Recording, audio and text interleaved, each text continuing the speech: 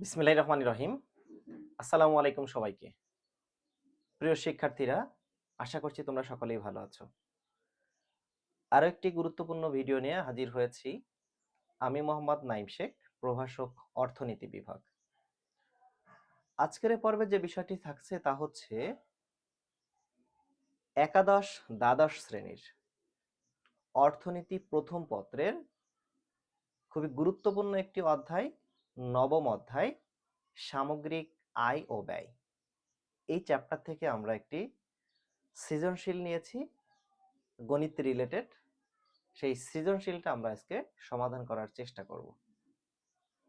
দেখি আমরা আজকে কি সৃজনশীলটা নিয়েছি। আমি একাদশ দ্বাদশ শ্রেণীর নবম অধ্যায় সামগ্রিক আয় ও ব্যয় এই অধ্যায় থেকে ময়মনসিংহ বোর্ড 2025 বোর্ড পরীক্ষায় এসেছিল। সৃজনশীলটা ছিল এরকম যে দেওয়া আছে সি সমান সমান 150 যোগ 0.75 ওয়াই, আই সমান সমান 100, জি সমান সমান 150। এখানে এই সি দ্বারা বোঝাচ্ছে হচ্ছে ভোগ ব্যয়, কনজাম্পশন বা ভোগ ব্যয়। আই হচ্ছে ইনভেস্টমেন্ট তথা বিনিয়োগ ব্যয়, আর জি হচ্ছে গভর্নমেন্ট এক্সপেন্ডিচার, যেটাকে বলা হয় সরকারি ব্যয়। তো এইগুলো এখানে উল্লেখ করে দেওয়া আছে। এই সৃজনশীল থেকে কিছু প্রশ্ন করেছে। ক নম্বরে প্রশ্ন দেওয়া আছে দ্বৈত গণনার সমস্যা কি। খতে দেওয়া আছে সঞ্চয় বিনিয়োগের ভিত্তি ব্যাখ্যা করো। গতে দেওয়া আছে উদ্দীপক হতে ভারসাম্য জাতীয় আয় নির্ণয় করো। জাতীয় আয় হবে এখানে, ভারসাম্য জাতীয় আয় নির্ণয় করো। আর গ নম্বর তো দেওয়া আছে। ঘ নম্বরে আছে যদি বিনিয়োগের পরিমাণ দ্বিগুণ হয়, যদি বিনিয়োগের পরিমাণ দ্বিগুণ হয় তবে ভারসাম্য জাতীয় আয়ের কি পরিবর্তন হবে বিশ্লেষণ করো। এই চারটা প্রশ্ন এই সৃজনশীল থেকে করা হয়েছে। আমরা আজকে এই প্রশ্নগুলো উত্তর দেওয়ার চেষ্টা করব ইনশাআল্লাহ, তোমরা আমার সাথেই থাকো। প্রথমে যে প্রশ্নটা দিয়ে শুরু করব তা হচ্ছে ক নাম্বার প্রশ্ন, দ্বৈত গণনার সমস্যা কি।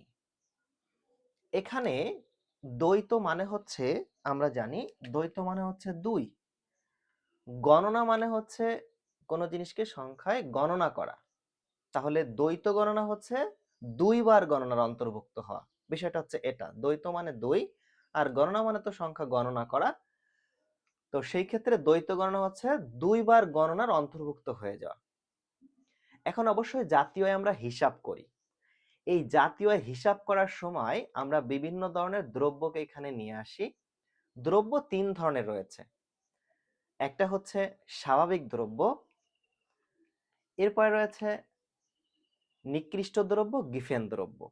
কিন্তু এই জাতীয় আয় হিসাব করার সময় আমরা যে দ্রব্যগুলোকে হিসাব করব তা হচ্ছে প্রাথমিক দ্রব্য, মাধ্যমিক দ্রব্য, আর একটা আছে চূড়ান্ত দ্রব্য। এই দ্রব্যগুলোর কোয়ালিটি নিয়ে আমরা এটা আলোচনা করব। তো এইখানে যে দ্রব্যগুলো বিষয়গুলো বলা হয়েছে, যে দ্রব্য তিন ধরনের, প্রাথমিক, মাধ্যমিক এবং চূড়ান্ত। তো সেই ক্ষেত্রে প্রাথমিক দ্রব্য কোনগুলো, চূড়ান্ত দ্রব্য কোনগুলো, সেগুলো একটু জানি। তারপরে আমি সংজ্ঞাটা একবারে লিখে দিলে হয়ে যাচ্ছে, কিন্তু আমি একটু বিষয়টা বোঝানোর জন্য চেষ্টা করছি। সাপোজ আমি যদি এখানে যদি বলি গমের কথা বলি, প্রথমে জমি থেকে গম উৎপাদন হয়, এটা একটা দ্রব্য। গমকে প্রসেস করে আবার তৈরি করা হয়, গম থেকে কি হয়, আটা হয়ে থাকে তৈরি। এবার আটাকে আবার এখান থেকে প্রসেস করে আবার কি তৈরি করা যায়, আটা থেকে রুটি তৈরি করা যায়। তাহলে এখানে তিনটা দ্রব্য আছে। যদি গমকে হিসাব করা হয়, গম হলো প্রাথমিক দ্রব্য, গম থেকে যেটা পাওয়া যায় সেটা হলো গিয়ে আটা, এটা হলো মাধ্যমিক দ্রব্য, মাধ্যমিক পণ্য, আর রুটিটা হলো চূড়ান্ত দ্রব্য। এখন সাপোজ আমি মনে করলাম এখানে যে 1 কেজি গমের দাম, আমি ধরলাম 1 কেজি গমের দাম মনে করো 50 টাকা। 1 কেজি গম বিক্রি করলে আমি বিক্রি করতে পারবো 50 টাকা। তো আমি ওই গমটাকে প্রসেস করে তৈরি করেছি হচ্ছে আটা। তো আমি যদি সেই গমটাকে প্রসেস করে আটা হিসেবে বিক্রি করি, তাহলে সেটাকে বিক্রি করতে পারবো আমি মনে করলাম 70 টাকা। আটার দাম একটু বেশি। এবার ওই আটা থেকে যদি মেকিং করে আমি যদি রুটি হিসেবে তৈরি করতে পারি, তাহলে সেটাকে আমি বিক্রি করতে পারি মনে করো এখানে 100 টাকা। এখন তাহলে জাতীয় আয় যখন আমি গণনা করব, তাহলে কি এই তিনটা দ্রব্যই গণনা করব? না। একটা জিনিস মনে রাখতে হবে, জাতীয় আয় গণনা করার সময় শুধুমাত্র চূড়ান্ত দ্রব্যের যে দ্রব্যের দামটা রয়েছে, চূড়ান্ত যে পণ্যটা রয়েছে তার যে দামটা রয়েছে, সেই দামটাই জাতীয় আয়ের অন্তর্ভুক্ত হবে। তাই প্রাথমিক এবং মাধ্যমিক এই দ্রব্যের দাম ওর মধ্যে ইনক্লুড হবে না। কারণ এই গম থেকেই আটা আসছে, এই আটা থেকে রুটি আসছে, এই প্রত্যেকটা দাম এই রুটির মধ্যে ইনক্লুড। তুমি যদি এখন যোগ করো যে এখানে 50, 70 আর আছে 100 সমান সমান 170 আর আছে 50, 220 টাকা, তো এটা তোমার ভুল হবে। কারণ এই তিনটা তুমি একটা দ্রব্যকে আটা, গমটাকে হিসাব করেছো, আটাকে হিসাব করেছো, রুটিটাকে হিসাব করেছো। কারণ এই গমটা তো আটার মধ্যেই সীমাবদ্ধ, আবার আটাটা তো আবার রুটির মধ্যেই, তাহলে ফাইনালে যেটা তৈরি হয়েছে আমি সেটাকেই গণনা করব। কথা হচ্ছে সেটা। এখন যদি তুমি তিনটাই দামটা হিসাব করো, তাহলে এই যে একটা দ্রব্যকে তুমি একাধিকবার বা দুইবার যদি গণনার অন্তর্ভুক্ত করে ফেলো, সেটাই হচ্ছে জাতীয় যখন সমস্যা হয় সেই সমস্যাটাকে বলা হবে দ্বৈত গণনার সমস্যা। তা আমাকে গণনা করতে হবে শুধুমাত্র একবার, তা হচ্ছে চূড়ান্ত দ্রব্যের পণ্যের দামটা নিয়ে। কিন্তু যদি এর মধ্যে প্রাথমিক মাধ্যমিক সহ যদি চূড়ান্তটা তিনটাই নিয়ে কাজ করি, তাহলে যে সমস্যাটা দেখা দেবে এটাই হলো দ্বৈত গণনার সমস্যা বা দুইবার গণনার সমস্যা যেটাকে বলা হয়। আমি এতক্ষণ বুঝিয়েছি। এখন সংক্ষেপে আমরা ক নম্বরের উত্তরে আশা করি এখান থেকে লিখতে পারবো। তাহলে যদি ক নম্বর এখানে আমি আসি,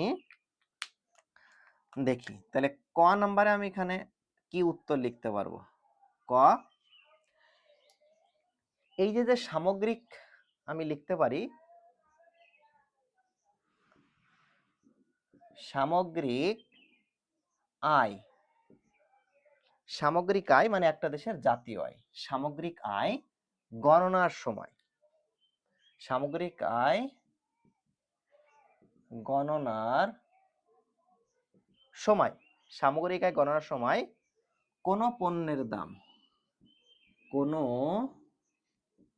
পণ্যের, কি লিখেছি দেখো, সামগ্রিক আয় মানে জাতীয় আয়।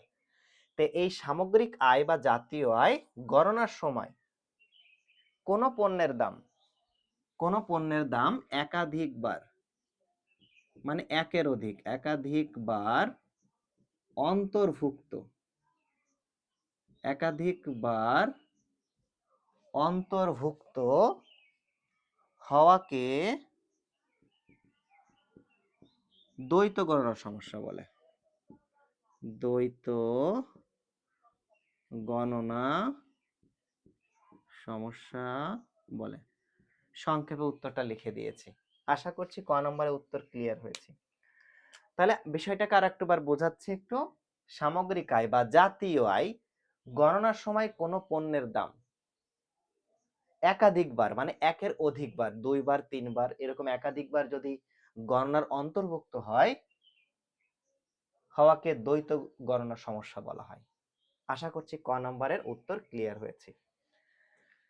তো ক আমি মুছে দিলাম, এবং এটা কিভাবে হয়েছে এতক্ষণ ধরে বিশ্লেষণ আমি এখানে দেখিয়ে দিয়েছি। তাহলে সংজ্ঞাটা তোমার আশা করি মুখস্থ সহজেই তুমি করতে পারবে। দ্বৈত গণনার সমস্যা শেষ, ক নাম্বার এটা সলিউশন হয়ে গেছে। এখন আসবো আমরা খ নাম্বারে। তাহলে ক নাম্বার এখানে শেষ। এখন আসি আমরা খ নাম্বারে, সঞ্চয় বিনিয়োগের ভিত্তি ব্যাখ্যা করো। আমরা এখন খ নাম্বারের সমাধানে আসবো। খ সমাধান হিসেবে সঞ্চয় বিনিয়োগের ভিত্তি। তো প্রথম এখানে যেহেতু এটা অনুধাবনমূলক প্রশ্ন, এখানে দুইটা পার্ট দিয়ে আমাকে লিখতে হবে।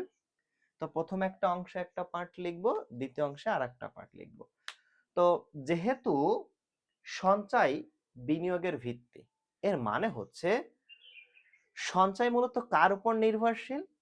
সঞ্চয় নির্ভর করে হচ্ছে আয়ের উপর। এই আয় যার যত বেশি হবে তার সঞ্চয় তত বেশি হবে। আর এই ক্ষেত্রে বিনিয়োগটা নির্ভর করে হচ্ছে সঞ্চয়ের উপর, একটার সাথে একটা রিলেটেড। তাহলে প্রথমে সঞ্চয়ের কথা বলি, সঞ্চয় নির্ভর করে হচ্ছে আয়ের উপরে, আর বিনিয়োগ নির্ভর করে হচ্ছে লোকের সঞ্চয়ের উপরে।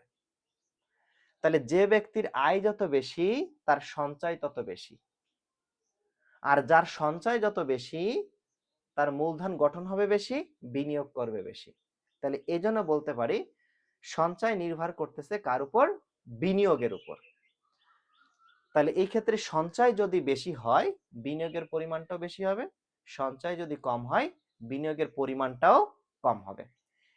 এখন তাহলে প্রথম পার্টে আমরা এই কথাটাকে সংক্ষেপে লিখতে পারি যে বিনিয়োগ, আমি একটা লিখছি না তো বড় লেখা তো বলে দিচ্ছি, তুমি লিখে নিও। বিনিয়োগ সঞ্চয়ের উপর নির্ভরশীল হওয়ায় সঞ্চয় বিনিয়োগের ভিত্তি। প্রথম কথা এটা লিখে ফেলবো আমরা। কি বলেছি?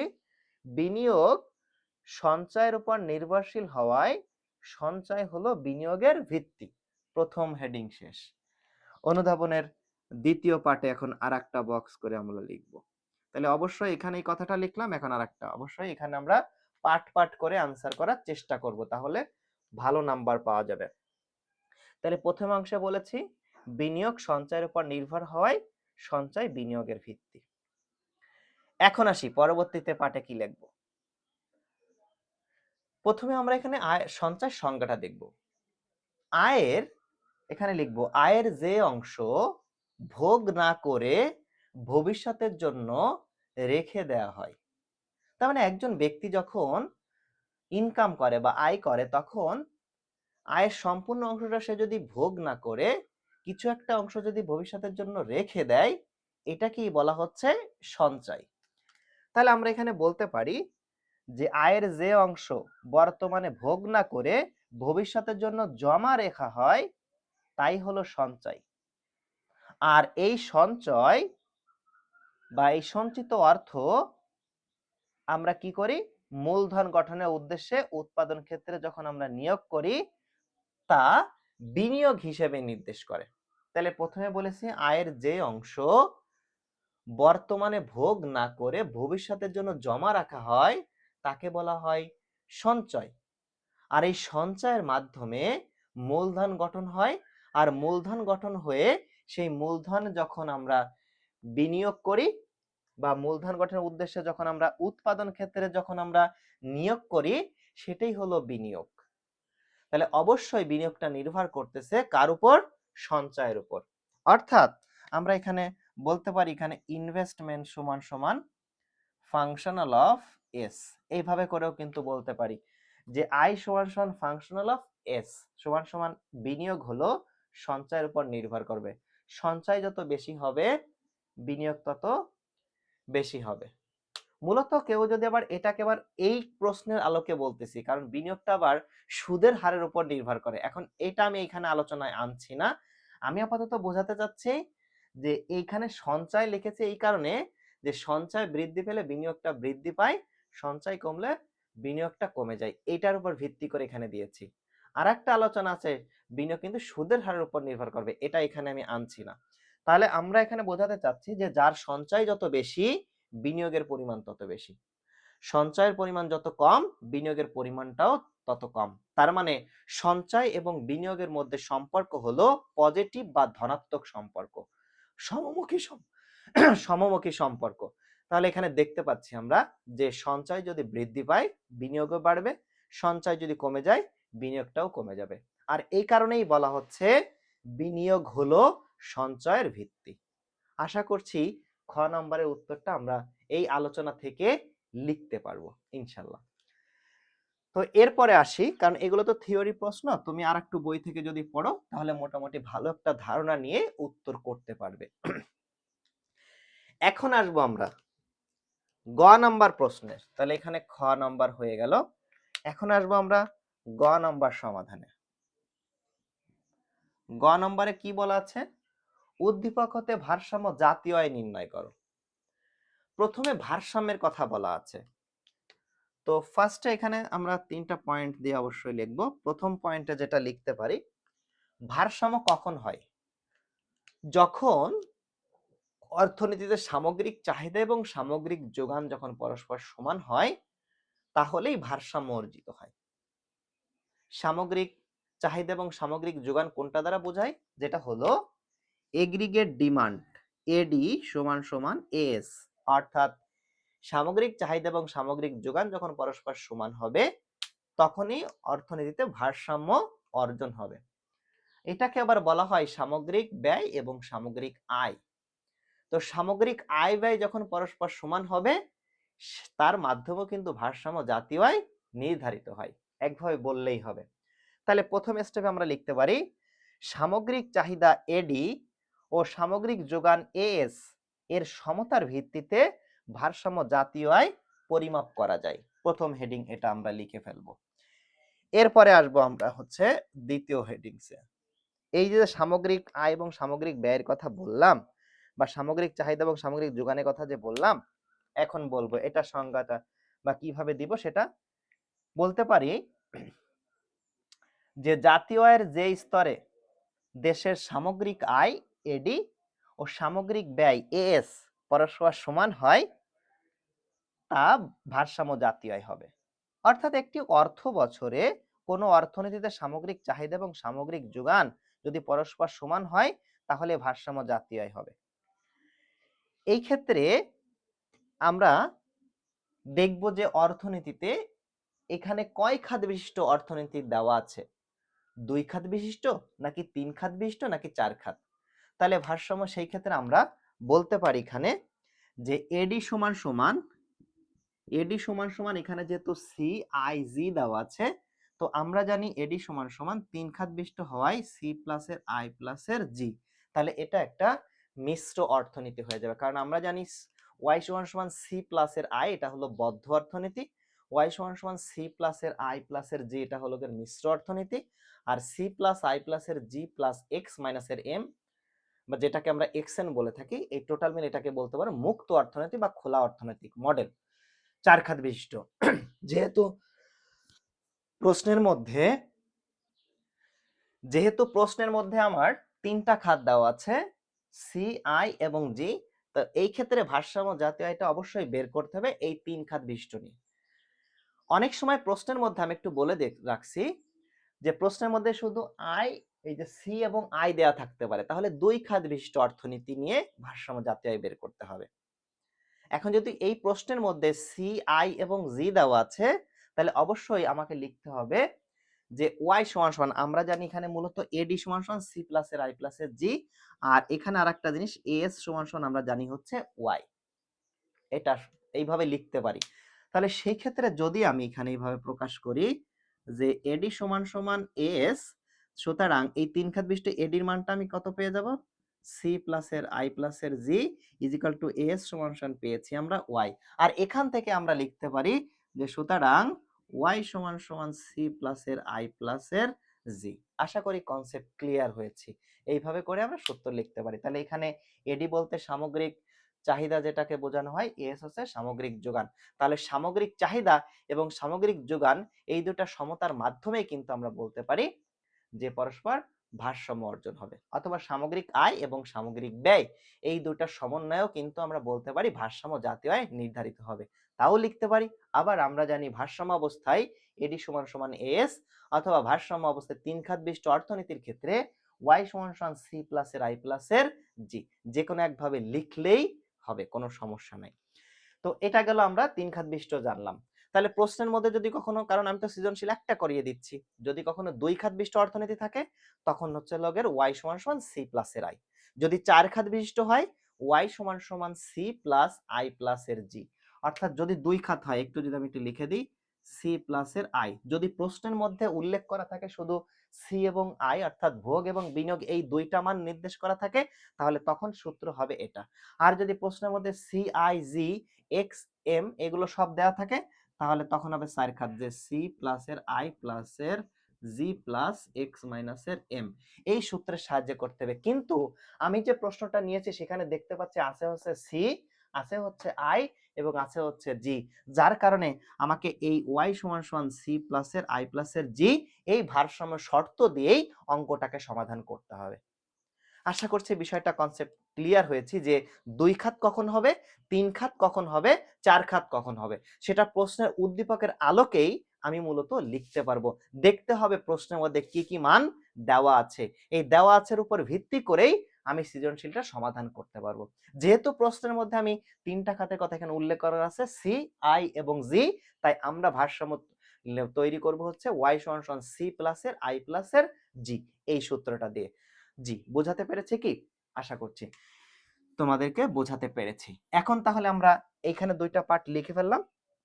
প্রথমে আসলে ওই যে জিনিসটা লিখলাম, এরপরে সংজ্ঞার আলোকে লিখলাম, লেখার পরে এখন বলবো যে 3 নাম্বার উদ্দীপকে দেওয়া আছে, এখন আমরা লিখতে পারি উদ্দীপকের তথ্য অনুযায়ী, উদ্দীপকের তথ্য অনুযায়ী দেওয়া আছে, এখানে লিখবো উদ্দীপকের দেওয়া আছে সি সমান সমান 100 প্লাসের 0.75 ওয়াই, আই সমান সমান 100, জি সমান সমান 150, এটা দেওয়া আছে। আমরা জানি ভারসাম্য শর্তানুসারে, ঠিক এইভাবে করেই লিখবো। এই কথাগুলো লেখার পরে তৃতীয় স্টেপে আমরা সেটা লিখবো। আমি এগুলো একটু মুছে দিচ্ছি। আমরা এখন লিখবো কি অনুসারে? ভারসাম্য শর্তানুসারে। তাহলে এখন আমরা লিখবো ভারসাম্য শর্তানুসারে। ভারসাম্য শর্তানুসারে আমরা কি জানি? ওই যে আমি বলেছিলাম যে এডি সমান সমান এস, আবার সেটাকে এইভাবে লিখতে পারি যে এডি সমান সমান এস, বা এডি সমান সমান আমি কি বলেছি? 3 খাত বিশিষ্ট অর্থনীতি, তাহলে এখানে লিখতে পারি সি প্লাসের আই প্লাসের জি, এটা আমি এডি সমান সমান জানি, আর এস মানে হচ্ছে ওয়াই। তো আমি যদি সুন্দর করে একটু ঘুরাই লিখি, ওয়াই সমান সমান সি প্লাসের আই প্লাসের জি, এটাই হচ্ছে মূলত সূত্র। স্যার অনেকে প্রশ্ন করে আমি ডিরেক্টলি কি ভারসাম্য শর্তের ওয়াই সমান সি প্লাসের আই প্লাসের জি লিখে দিলে হবে না? কোনো সমস্যা নেই, এটাও হবে, তবে এটা একটু সুন্দর প্রসেস, দেখতে ভালো লাগে যে কিভাবে আসলো তাই লিখে দিলাম। এখন আসি তাহলে, বা ওয়াই ওয়াই জায়গায় থাকলো, সির মানটা আমি কত পেয়েছি দেখো, সি সমান সমান আমি পেয়েছি হচ্ছে 150 প্লাসের 0.75 ওয়াই, এটা হচ্ছে সির মান দেওয়া আছে। আই সমান সমান কত দেওয়া আছে? আই সমান সমান দেওয়া আছে 100 প্লাসের জির মানটা কত দেওয়া আছে? জির মান দেওয়া আছে 150। এখন তাহলে একটা কাজ করব আমরা, যেহেতু ভারসাম্য জাতীয় আয় বের করার কথা বলছে, তো আমরা ওয়াইটাকে বাম পাশে নিয়ে আসবো, বাকি সংখ্যাগুলো ওই পাশে চলে যাবে। তাহলে এখানে আছে হচ্ছে ওয়াই, এই ওয়াইটা লিখলাম মাইনাস এই 0.75 ওয়াই, এটাকে আমি এই পাশে নিয়ে আসলাম, সমান সমান প্লাস আছে এই পাশে আসলে মাইনাস, মানে 150 যোগ 100 যোগ 150, 150 150 যোগ হচ্ছে 300, আর যোগ 100 সমান সমান হচ্ছে 400। জি, এই পর্যন্ত কি ক্লিয়ার হয়েছে সবাই? আশা করছি বিষয়টা বুঝতে পারতেছি, না বুঝলে আমাকে কমেন্ট বক্সে জানাবো। এখন আসি দেখি এই বিয়োগটা কিভাবে করা যায়। আমরা এই ওয়াই মানে জানি হচ্ছে, ওয়াই মানে হচ্ছে একটা ওয়াই, 1 ওয়াই, আর এখানে হচ্ছে লাগে 0.75, তাহলে যদি 1 থেকে 0.75 কে যদি বিয়োগ করি তাহলে কত হবে? 1 থেকে যদি 0.75 কে বিয়োগ করি তাহলে আমরা পেয়ে যাব হচ্ছে সমান সমান 0.25। 1 থেকে যদি 0.75 কে বিয়োগ করি তাহলে পেয়ে যাব 0.25। তাহলে আমি এখানে লিখতে পারি 0.25 বা 25 ওয়াই সমান সমান হচ্ছে 400। এটাকে আবার অনেকে অনেকভাবে করতে পারে, কমন নিয়েও করতে পারে। আমি কিন্তু আবারও বলছি এই ওয়াই মানে হচ্ছে একটা ওয়াই, 1 ওয়াই, তাই এখানে 1 লিখেছি। এটা হলো 0.75 ওয়াই, তাই এখান থেকে 0.75 বিয়োগ করেছি। 1 থেকে 0.75 বিয়োগ করলে কত হয়? 0.25, তাই এখানে 0.25 ওয়াই লিখেছি। কেউ যদি বলে যে আমি এভাবে করব না, সে যদি চাই যে আমি এভাবে কমন নিয়ে করব, এখান থেকে যে ওয়াই কমন নেব, ওয়াই কমন নিলে কত হয়? এখানে 1 মাইনাসের 0.75 সমান সমান এখানে ওয়াই থাকলো, আর এটা হয় হলো 0.25, তাহলে কি কথাটা তো সেই একই দাঁড়াচ্ছে যে 0.25 ওয়াই। তাহলে এক লাইনে করেছে, তুমি কমন নিয়েও করতে পারবে, আবার ডিরেক্টলি একবারেও কিন্তু করে দিতে পারবে। তাহলে শুধু ওয়াই বা শুধু এক্স যদি একটা মাত্র জিনিস থাকে তাহলে সেটা মানে বোঝাই হচ্ছে লগের অন। আর অনের থেকে যখন আমরা এই ভগ্নাংশ মানটাকে যখন বিয়োগ করব তখন যা পাবো সেটা তাই এখানে লিখব। তাহলে এখানে ওয়াই মানে হচ্ছে অন, আর অনের থেকে 0.75 কে বিয়োগ করলে থাকে হচ্ছে 0.25 অর্থাৎ 0.25। এইটাই আমরা এখানে পেলাম। আশা করি বিয়োগটা এখানে ক্লিয়ার হয়েছি। এখন কি করব, এখন আমরা এখানে ওয়াইটা এখানে 0.025 এর সাথে এখানে গুণ অবস্থায় আছে, তাহলে ওই পাশে গেলে কি হয়ে যাবে, এখন বা ওয়াই সমান সমান 400 ভাগ 0.25। এটা ওয়াই এর সাথে 0.25টা গুণ অবস্থায় ছিল, ওই পাশে গেলে কি হয়ে যাচ্ছে, ওই পাশে গেলে ভাগ হয়ে যাচ্ছে, নিচে আর দেখা যাচ্ছে না, তাহলে আমরা এখন ওয়াই বার লিখে দেব। তাহলে 400 কে আমরা 0.25 দ্বারা ভাগ করলে কত হবে, 400 ভাগ 0.25, 0.25 সমান সমান 1600 হচ্ছে। তাহলে আমার ভারসাম্য জাতীয় আয় কত দাঁড়ালো, ভারসাম্য জাতীয় আয় হচ্ছে 1600। আর ভারসাম্যের কথা বলেছে বিদায় ওয়াই এর উপরে কি দিয়েছি, আমি বার দিয়েছি। তাহলে আমরা এই প্রশ্নের গ নাম্বার প্রশ্ন থেকে সমাধান পেয়ে গেলাম। উদ্দীপক হতে ভারসাম্য জাতীয় আয় নির্ণয় করো, ভারসাম্য জাতীয় আয় পেয়েছি ওয়াই বার সমান সমান 1600 টাকা। তো এইভাবে করে তুমি 2 খাত বিশিষ্ট অর্থনীতি বলুক, 3 খাত বিশিষ্ট বা 4 খাত বিশিষ্ট যে খাতই বলুক না কেন, এই সুন্দর এই প্রসেস অনুযায়ী তুমি বাকি অঙ্কগুলো করার চেষ্টা করবে, তাহলে তুমি এইগুলো করতে পারবে। তাহলে আমাদের গ নাম্বার কিন্তু এখানে হয়ে গেল। তাহলে আমরা কি এখানে বলতে পারি যে লাস্টে লিখে দেব, অর্থাৎ ভারসাম্য জাতীয় আয় ওয়াই বার সমান সমান 1600 টাকা। এটা হচ্ছে আমার ভারসাম্য জাতীয় পরে 1600 একক লিখতে পারে, কোনো সমস্যা নাই। এবার দেখি আমরা, তো ভারসাম্যটা আমরা মুছে দিলাম, এটা গ নাম্বারের সলিউশন হয়ে গেল। তাহলে 1600 একক পেয়েছি ভারসাম্য জাতীয় আয়ের পরিমাণ, তাই না? এবার দেখি আমরা ঘ নাম্বারে কি বলেছে। গ নাম্বার সমাধান শেষ। ঘ নাম্বারে বলেছে যে যদি বিনিয়োগের পরিমাণ, বিনিয়োগ বলতে কোনটাকে বুঝিয়েছে, যে বিনিয়োগ ব্যয় আয়, যদি বিনিয়োগের পরিমাণ দ্বিগুণ হয়, দ্বিগুণ মানে যে মানটা আছে তার সাথে আরো 2 গুণ করতে হবে। তাহলে মানটা আছে এখানে কত, 100, তাহলে এটাকে যদি আমরা 2 দিয়ে গুণ করি তাহলে হবে 200। তাহলে দ্বিগুণ হয়, তবে ভারসাম্য জাতীয় আয়ের কি পরিবর্তন হবে। একটা জিনিস মনে রাখবো, এই যে বিনিয়োগের পরিবর্তন, সরকারি ব্যয়ের পরিবর্তন, এগুলা যদি বৃদ্ধি পায় মানে বাড়ে, তাহলে জাতীয় আয়টাও বাড়বে। কারণ কমেন্টে তো প্রথমে লিখতে হবে, তোমাকে তো এই জিনিসটা জানতে হবে। আমরা অঙ্ক করেও দেখবো যে এটা বাড়বে, তো তার আগে তো প্রথমেই আগে যেহেতু কমেন্টটা লিখতে হবে, প্রথমেই লাইনটা হেডিংসে জ্ঞানমূলকে, সেজন্য এখানে বলবো এটুকু জানা দরকার তোমার। যদি কখনো প্রশ্ন এরকম বলে বিনিয়োগের পরিমাণ বাড়লে, সরকারি ব্যয়ের পরিমাণ বাড়লে, তাহলে অবশ্যই তোমাকে এখানে লিখতে হবে যে জাতীয় আয়ের পরিমাণটাও কি হবে, বৃদ্ধি পাবে। সেইভাবে করে আমরা এখানে করব, ঠিক আছে? তাহলে আমরা কি করব এখানে, এখন দেখি অঙ্কটা কি হয়। এটা সমাধান হিসেবে প্রথমে আমরা ঘ নাম্বারের সমাধান করছি।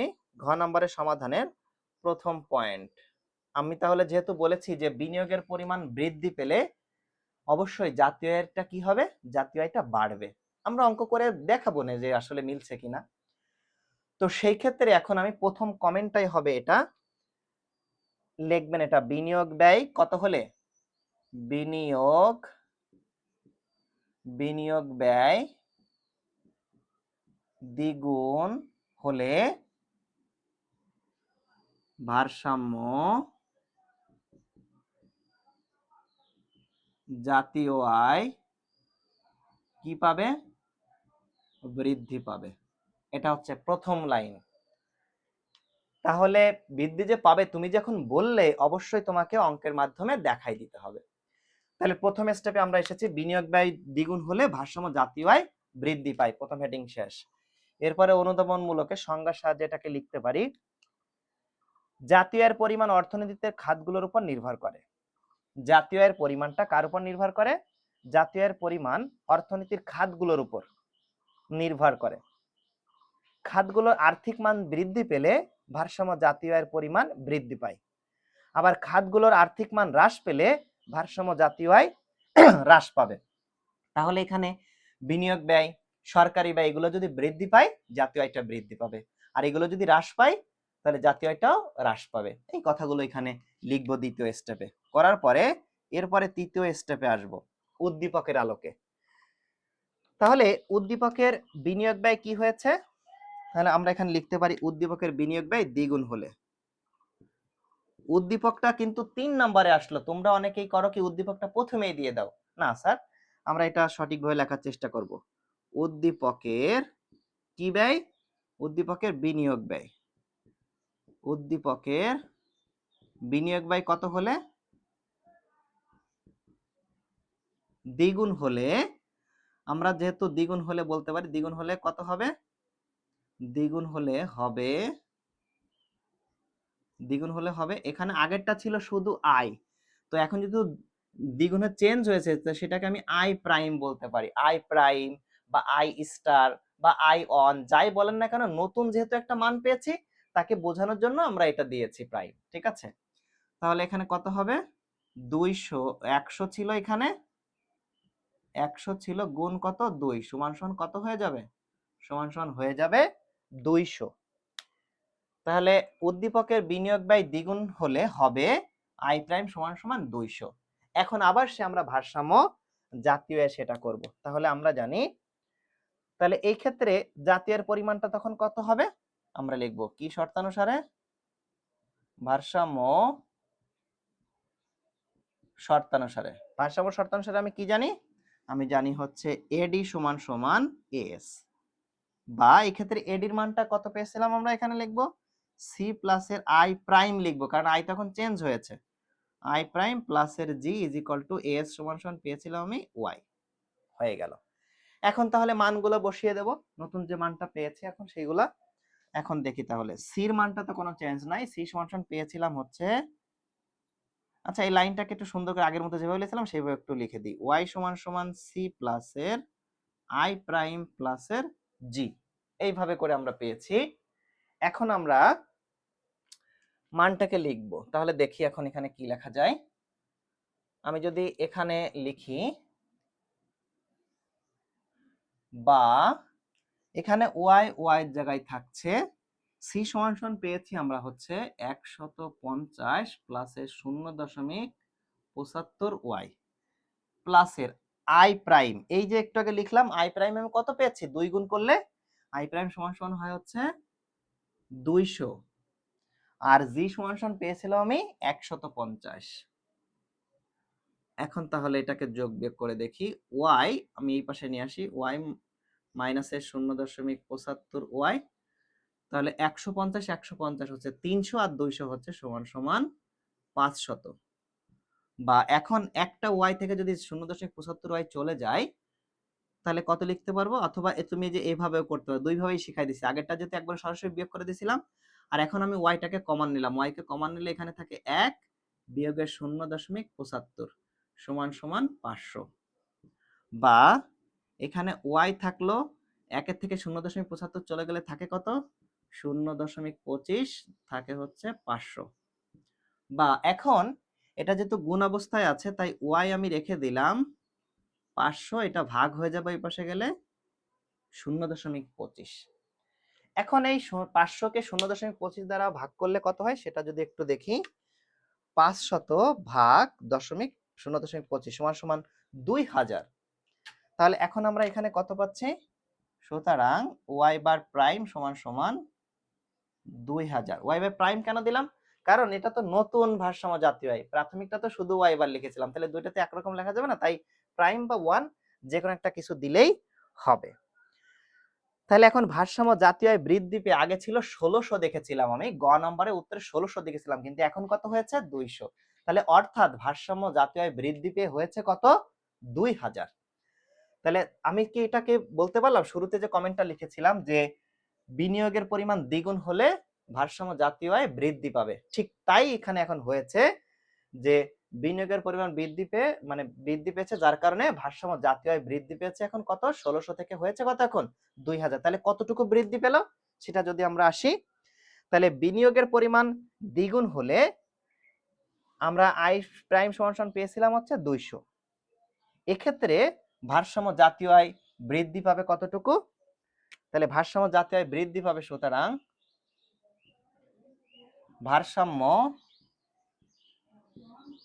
ভারসাম্য জাতীয় আয় বৃদ্ধি পায় বা বৃদ্ধি পেয়েছে, একই কথা, বৃদ্ধি পায় হচ্ছে ডেল ওয়াই। ডেল ওয়াই মানে হচ্ছে, ডেল মানে পরিবর্তন, ওয়াই মানে হচ্ছে জাতীয়ের পরিবর্তন। পরবর্তীটা থেকে প্রাথমিকটা মাইনাস করতে হবে। পরবর্তী y bar prime minus y bar সমান সমান হচ্ছে ওয়াই বাই প্রাইম পেয়েছি 2000 মাইনাস হচ্ছে ওয়াই বার গ নম্বরে পেয়েছিলাম 1600। এটা গ নং হতে পাই, তাহলে আমার হচ্ছে কত? 400।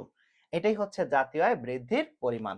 সর্বশেষ আমরা যে কমেন্টটা লিখব উপরিউক্ত আলোচনা থেকে বলা যায় বা উপরিউক্ত আলোচনায় দেখা যায় যে যদি বিনিয়োগের পরিমাণ দ্বিগুণ হয় তাহলে ভারসাম্য জাতীয়ের পরিমাণ বৃদ্ধি পায়। এক্ষেত্রে ভারসাম্য জাতীয়ের পরিমাণ বৃদ্ধি পেয়েছে 400 একক। ভারসাম্য জাতীয়ের পরিমাণ বৃদ্ধি পেয়েছে কত একক? 400 একক বৃদ্ধি পেয়েছে। এই কমেন্টটা অবশ্যই আমরা লিখে দেব, কারণ গ নম্বরে আমরা পেয়েছিলাম 1600 আর ঘতে এসে পেয়েছি আমরা 2000। তাহলে পরিবর্তন কতটুকু হয়েছে? 400। তাহলে বিনিয়োগের পরিমাণ পরিবর্তন হয়েছে 100 থেকে 200 আর জাতীয়ের পরিবর্তন হয়েছে 400। এটাই হচ্ছে কথা। তাহলে সর্বশেষ আমরা বলতে পারি, সুতরাং বিনিয়োগ বৃদ্ধি পেলে জাতীয় আয় বৃদ্ধি পায়। এখন এখানে আরেকটা বিষয় তোমাদেরকে একটু কনসেপ্ট ক্লিয়ার করে আসি, যাতে করে তোমরা অন্যান্য সৃজনশীল গুলাও করতে পারো।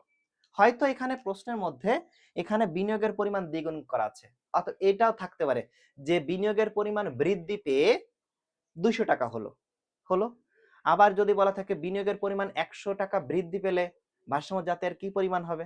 তাহলে এইগুলা কথাগুলো বুঝেই তোমাকে অবশ্যই উত্তর করতে হবে। আবার এই জায়গাটাতে কিন্তু থাকতে পারে সরকারি ব্যয়ের পরিবর্তনও হতে পারে। সরকারি ব্যয় 50 টাকা বাড়লে, সরকারি ব্যয় 50 টাকা কমলে, হ্রাস পেলে, তো বিনিয়োগ বৃদ্ধি হ্রাস তারপরে সরকারি ব্যয় বৃদ্ধি হ্রাস হতেই পারে, যে কোনো দিয়ে তোমাকে বলতে পারে। তো যেটা বৃদ্ধি করবে যেটা হ্রাস করবে অবশ্যই সেটাকে বৃদ্ধি বা হ্রাস করে বা পরিবর্তন করে, যোগ করে বা বিয়োগ করে অবশ্যই পরবর্তীতে ভারসাম্য জাতীয় আয়টা নির্ণয় করতে হবে। দেখতে হবে ভারসাম্য জাতীয় আয় হয় বৃদ্ধি পাবে না হলে হ্রাস পাবে। তাহলে যদি সাধারণত এখানে বিনিয়োগ এবং সরকারি ব্যয় যদি এখানে বৃদ্ধি পায়, ভারসাম্য জাতীয় আয়টাও বৃদ্ধি পায়। আর যদি বিনিয়োগ এবং সরকারি ব্যয়টা যদি হ্রাস পায়, জাতীয় আয়টা সাধারণত হ্রাস পেয়ে থাকে। তো এইভাবে আমরা প্রথমে লিখে এখানে দেখিয়ে দিতে পারি। চেষ্টা করেছি আমি মোটামুটি সৃজনশীলটা তোমাদেরকে সমাধান করে দেওয়ার জন্য। আশা করি এই যে একটা করিয়ে দিলাম, এখন তুমি এই বিষয়টাকে তোমার বইয়ের সহায়ক যে বইগুলো আছে সেখান থেকে অনেকগুলো সৃজনশীল আছে বা বিভিন্ন বোর্ড পরীক্ষায় যে প্রশ্নগুলো এসেছে, তুমি যদি এইগুলো আজকে বাসায় এখন থেকে প্র্যাকটিস করার চেষ্টা করো, আশা করছি এই সম্পর্কিত সৃজনশীল আসলে তুমি সুন্দরভাবে অ্যান্সার করতে পারবে। ঠিক আছে? যদি একবারে ভিডিওটা না বুঝতে পারো আরেকবার দেখো, তাহলে হয়তো আরো কনসেপ্ট ক্লিয়ার হয়ে যাবে। তো চেষ্টা করেছি তোমাদেরকে একটু বোঝানোর জন্য। যদি একটু ভালো লেগে থাকে ভিডিওটা, তাহলে অবশ্যই ভিডিওটা তোমাদের ফ্রেন্ডদেরকে শেয়ার করে দেবে যারা ইকোনমিক্স রিলেটেড মানে নিয়েছে বা ইকোনমিক্স পড়ে, তাদেরকে শেয়ার করে দেবে। পাশাপাশি অর্থনীতির যে বিভিন্ন গ্রুপ রয়েছে সেখানেও যদি তুমি শেয়ার করে দাও, তাহলে তোমার আরেকজন ফ্রেন্ড অন্তত ক্লাসটা করার সুযোগ পেল এবং সে একটা প্রশ্নের সমাধান করার মানে সহায়ক ভূমিকা পালন করলো এই ভিডিওটার দ্বারা। তাহলে সেও কিছু শিখতে পারবে। এটাই হচ্ছে কথা। তো তোমার প্রচারেই হয়তো আরেকজন স্টুডেন্ট এই ভিডিওটা দেখতে পারে। তোমাদের কাছে এতটুকুই আমার চাওয়া। তো সবাই ভালো থাকো। আর যদি এই যে ভিডিওটা করেছি যদি কোথাও বুঝতে অসুবিধা হয়, কমেন্ট বক্সে ওইটাকে মার্ক করে দিলে আমি চেষ্টা করব সেখানে আরো ডিটেলস বুঝিয়ে দেওয়ার জন্য ইনশাল্লাহ। পরবর্তীতে আবার নতুন কোনো ভিডিও নিয়ে হাজির হব তোমাদের সামনে। তোমাদের সকলের সুস্বাস্থ্য কামনা করছি এবং সামনে যদি পরীক্ষা, তো অবশ্যই পরীক্ষায় ভালো ফলাফল করো এই প্রত্যাশা করে আজকের মতো এখানেই শেষ করছি। আল্লাহ হাফেজ। আসসালামু আলাইকুম।